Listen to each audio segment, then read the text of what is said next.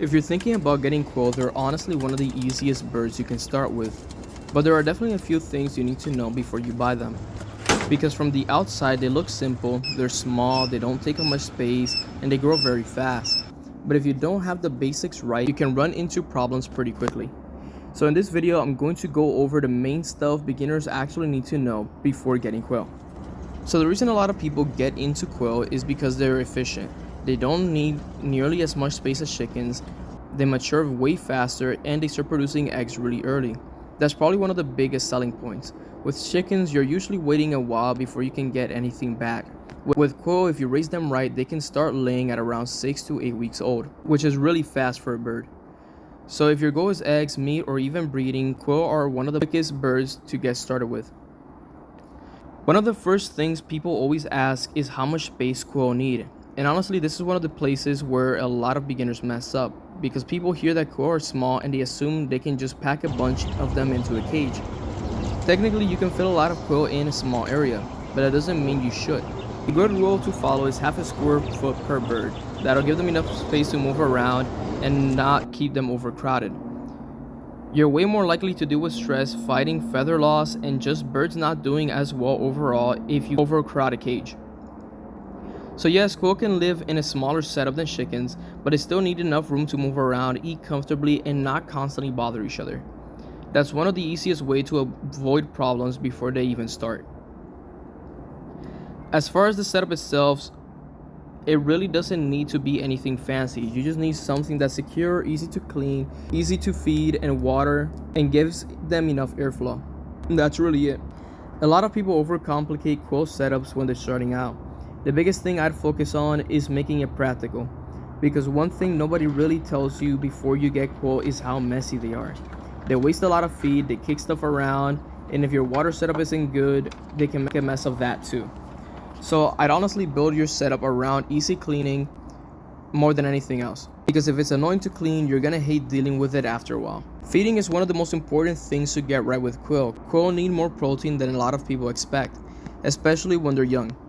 If you're raising chicks, you generally want them on a high protein game bird starter. A lot of people use something around 24 to 30% protein. Especially early on, Purina for example recommends 30% protein from hatch to 6 weeks. It's one reason a lot of people don't get the best results when they try to raise quail on a random chicken feed. They really do better on a feed that's actually meant for game birds. Once they get older, feeding gets easier, but in the beginning, especially protein matters a lot. And then obviously clean water all the time. That sounds simple, but with quail, the challenge usually isn't forgetting water, it's keeping them from making a mess of it. Male to female ratio. If you're planning on breeding them, this is a really important one. You do not want too many males with too few females. That's one of the fastest ways to create stress and beat up hens. A really common ratio people use is 1 male to every 4 to 5 females. If you keep too many males together with hens, they'll usually start fighting, overbeating the females, and causing feather loss or injuries. So if you're only raising quails for eggs, you honestly don't even need a male at all. Females will still lay eggs without one. You only need a male if you want fertile eggs for hatching.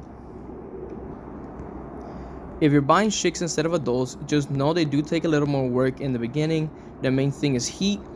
Baby quail need a brooder and they need to stay warm when they're first hatched.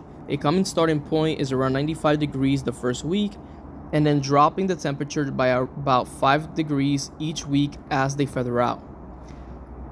You also have to be a little more careful with their feeders and waterers because they're tiny, like really tiny.